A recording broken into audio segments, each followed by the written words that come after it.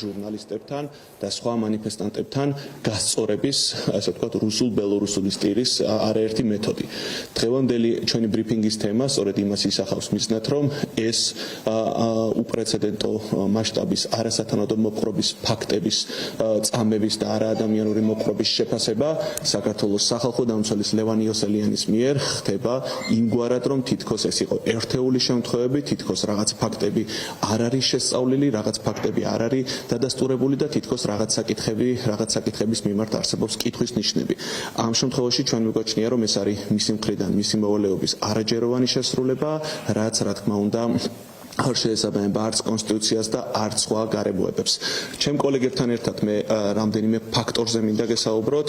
თქვენ სახალხო დამცველის ვებგვერდზე რო შეგძანდეთ, თვითონვე ნახავთ, რომ 29 ნოემბერს, 30 ნოემბერს, 1 დეკემბერს, 2 დეკემბერს არაერთი განცხადება აქვს სახალხო დამცველს გაკეთებული, სადაც საუბარია იმაზე, როგორ გამიზნულად ცემდნენ, ურტყავდნენ თავის არეში, როგორ ურტყავდნენ თვალის არეში, როგორ იყო უამრავი პირი ისე დაზიანებული, რომ მათი ნახვა ვერ ხერხდებოდა საერთოდ სახალხო დამცველის რწმუნებულების მიერ, როგორი ტიპის დაზიანებები იყო, როგორ ართმევდნენ ქონებებს ადამიანებს, როგორი არსებობდა მათი დასჯის მიზანი და ეს მათივე განცხადებებში იყო ამ შემთხვევაში შეფასებული და თვითონ სახალხო დამცველსვე 3 დეკემბერს ჰქონდა შესაბამისი შეფასება გაკეთებული, სადაც ის საუბრობდა იმასთან დაკავშირებით, რომ ამ ტიპის ქმედება წარმოადგენდა წამებას, რომ ამას ჰქონდა დასჯის მიზანი, რომ დაუშვებელი იყო ესეთი ქმედების არსებობა.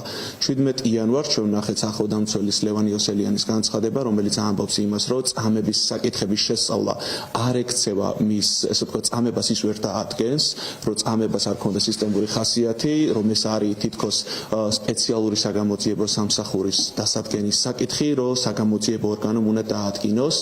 ამ ნაწილში მიგვაჩნია, რომ ეს არის არასწორი განცხადება, მისი მანდატის განზრახ შემცირების მცდელობა და მცდელობა იმის, რომ არ მოხდეს ფაქტების ზუსტად გადმოცემა, ზუსტად, ესე ვთქვათ, მიწოდება საზოგადოებისთვის. ეს არის მცდელობა იმის, რომ ის ჩადენილი დანაშაული შემცირდეს, მისი წონა დაკნინდეს და იმ ფონზე, როდესაც ეს ინფორმაცია წარედგინა ევროსაბჭოს და სხვა საერთაშორისო ორგანიზაციის წარმომადგენლებს, რომლებმაც დეტალურად ნახეს ის ფაქტები ასე შემდეგ და რაც შეიძლება გახდეს საქართველოს დელეგაციისთვის თუნდაც რწმუნებების არაღიარების საფუძველი შემდეგ კვირას ევროსაბჭოს საპარლამენტო ასამბლეაში ან სხვა საერთაშორისო ორგანიზაციებში, სწორედ ამიტომ ხდება გარკვეულწილად კალიბრის შემცირება, დაკნინება და თითქოს ესე ვთქვათ, ეს არ იყო წამებები და თითქოს ამ ყველაფერს ჰქონდა სისტემური ხასიათი.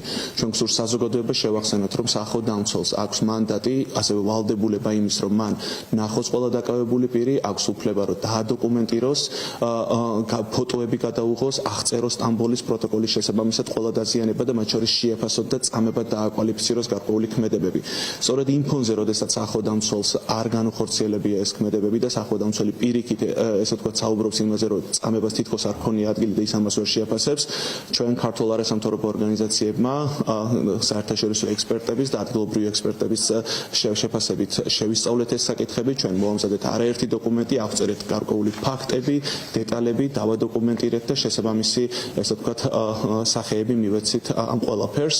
ამის ფონზე, ამასთან დაკავშირებით ლელა დეტალურად ისაუბრებს, მაგრამ ამასთან სანამ ამ უშუალო დეტალებზე გადავალთ, ძალიან მნიშვნელოვანია იმის აღნიშვნა, რომ სახალხო დამცველს აქვს პრევენციის ეროვნული მექანიზმის ფუნქცია, მას აქვს იმის რესურსი, შესაძლებლობა, რომ სრულიად აღწეროს, დაადოკუმენტიროს და ყველა ინფორმაცია, ესე ვთქვათ, შესაბამისი იურიდიული მხარე მისცეს. ამიტომ სახალხო დამცველმა ძალიან დეტალურ კითხვებს უნდა გასცეს პასუხი, თუ რა რესურსები გამოიყენა, რამდენად გამოიყენა მან მის ხელთ არსებული, მაგალითად, ექიმის რესურსი, ფოტო გადაღების რესურსი, სტამბოლის პროტოკოლის საკითხების აღწერის რესურსი. ჩვენ ძალიან დიდ პატივს ვცემთ სახალხო დამცველის აპარატის პროფესიონალ თანამშრომლებს, რომლებიც წლები აპარატში მუშაობენ, მაგრამ მნიშვნელოვანია სახალხო დამცველმა პასუხი გასცეს იმას, რამდენად გამოიყენა მის ხელთ არსებული ყველა რესურსი იმ საშინელი ფაქტების აღწერად, რომელზეც უფრო მეტ დეტალს ლელა გეტყვის, მან და მისმა კოლეგებმა, სამედიცინო სფეროს ექსპერტებმა, როგორი წამების ფაქტები გამოავლინეს. მადლობა. 10-დან 24 დეკემბრის განმავლობაში საქართველოს ეწვია 2 საერთაშორისო მისია.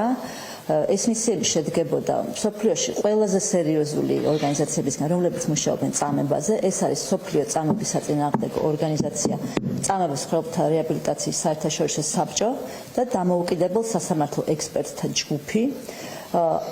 ძალიან ბევრ ადამიანს ესაუბნენ ისინი სასამართლო სამედიცინო ექსპერტიზის მეთოდოლოგიით მოხდა ადამიანების გამოკითხვა და ასევე ღია წყაროების ინფორმაციაზე დაყრდნობით მათ შეისწავლეს სიტუაცია.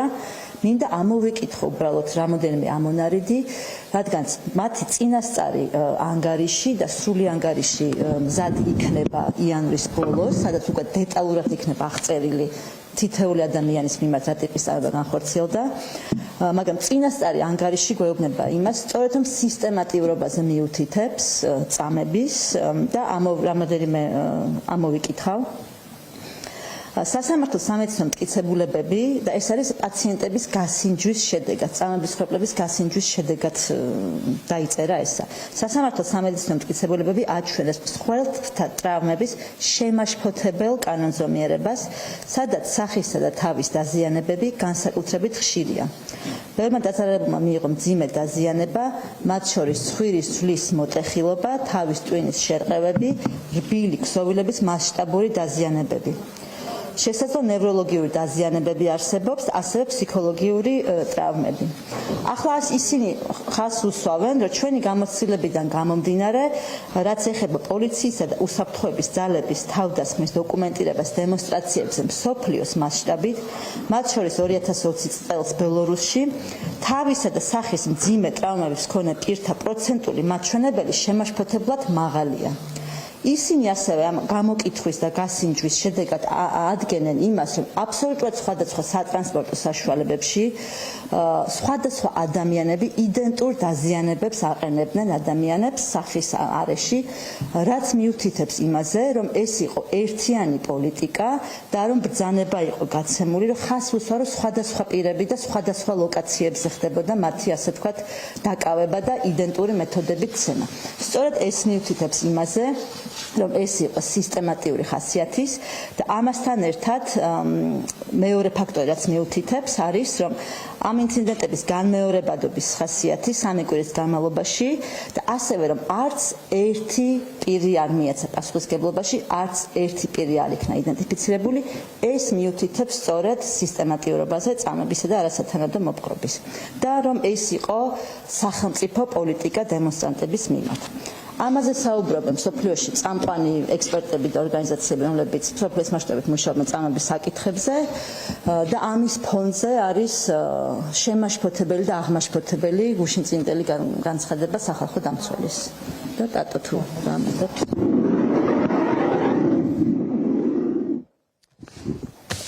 მე მოკლედ ვიტყვი, რადგან ჩემო კოლეგებმა ისაუბრეს, ეს უთხრა დადასტურებს, რომ წამებას ჰქონდა წინასწარ დაგეგმილი და სისტემატიური ხასიათი. თქვენიც რომ სახალხო დამცველის ინსტიტუტი წლების განმავლობაში იყო ერთ-ერთი იდგა ადამიანის უფლებების სადარაჯოზე, მასთან არსებულ პრევენციის ეროვნულ მექანიზმთან ერთად და ძალიან მნიშვნელოვანია, რომ ეს ინსტიტუტი მომავალშიც გააგრძელოს თავისი ფუნქციის შესრულება, იმიტომ რომ ძალიან დიდი პრევენციული როლი გააჩნია მას და გიორგი მას აღნიშნა, იქ ამ სამსახურში ძალიან კვალიფიციური ადამიანები მუშაობენ, რომლებიც პირდაპირ მნიშვნელობით წლების განმავლობაში იდგნენ ამ ადამიანის უფლებების დაცვის სადარაჯოზე. აქედან გამომდინარე, ძალიან დასანანია სახალხო დამცველის ეს განცხადება, რომელიცაც გვიჩნდება საფუძვლიანი ეჭვი, რომ ეს ადამიანი ცდილობს რაღაცნაირად ამ ფორმულირების შეცვლას და იმ როდესაც სახეზე გვაქვს ჩვენ სისტემატიური წამება და წინასწარ დაგეგმილი, მას რაღაცა სხვა ტიპის ფორმულირება მოუძებნოს და ამ გზით რაღაცნაირად ჩამობანოს ის ჩირქი ამ რეჟიმს, რაც დანაშაულებრივ ქმედებებს, რაც მათ განახორციელებს. ამიტომ ეს მხოლოდ შემიძლია გულისწყობილ თქვა და მინდა მოუწოდო, რომ ძალიან სწორი შეფასებები უნდა გააკეთეს ამ ფაქტთან დაკავშირებით, ძალიან კვალიფიციური ექსპერტები, ორგანიზაციები ამას ადასტურებენ, ეს ჩვენ ყველამ ერთად ვნახეთ, ამიტომ კიდევ უფრო გაუგებარია ეს განცხადება, რომელიც ამ ადამიანმა გააკეთა.